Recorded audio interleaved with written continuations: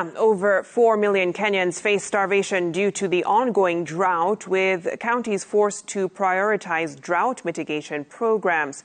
Well, senators are calling for increased funding for counties to address the drought that has affected 29 counties so far.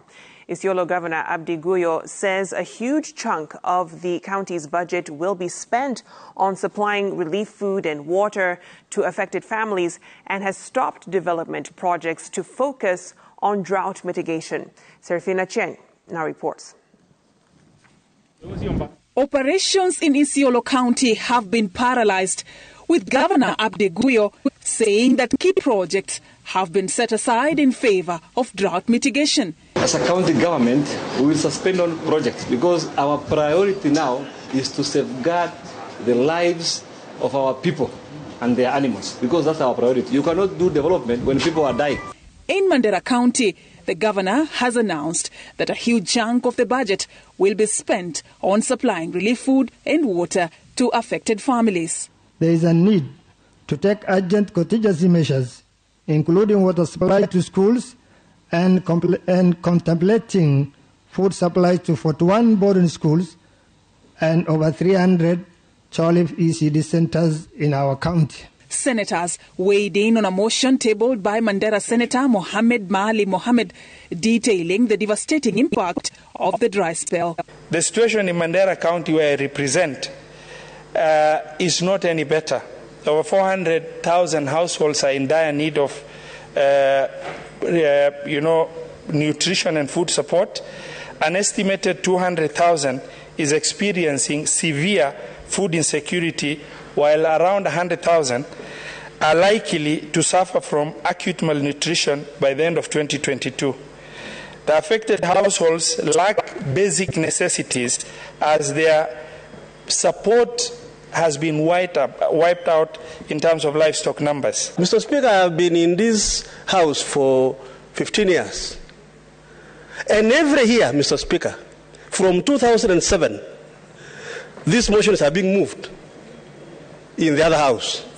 I have done it severally, recorded in the Hansard, read by the presidents of this country, from Jomo Kenyatta all the way up to today. Nothing has happened, Mr. Speaker. It is unfortunate that countries that contribute the most to climate change suffer the least. Countries like Kenya, which contributes very little to the causes of climate change, suffers the most. The senators quick to call on the government to increase funding to the devolved units to facilitate emergency response programs. In the 10 years of devolution, Mr. Speaker, the budget for Ministry of Agriculture and the national government has kept increasing, while the function, Mr. Speaker, is devolved at 95%. Mr. Speaker, up to this date, I wonder what these funds are doing when the residual function that has remained in national government, Mr. Speaker, is policy issue, Mr. Speaker. When it comes to the issue of additional allocation of revenue, this time around, Treasury must consider sending more money, allocating more money to deal with this issue of drought.